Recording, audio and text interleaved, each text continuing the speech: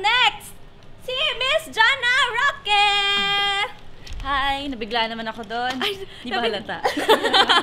Jana, gaano katagal ka na nagmo-model? Baby pa lang. Baby pa lang! Grabe, nasa si Papa. Oo. Nasa tiyan ka pa lang ng nanay mo. Medyo.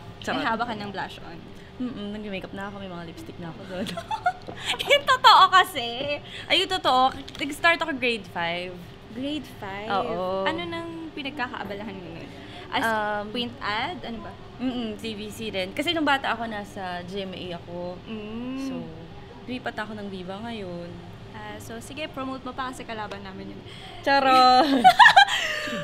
Oo. Seryoso. Huwag sabihin, cut na lang natin. Sige, okay lang yun. Okay lang sila na bahala dun.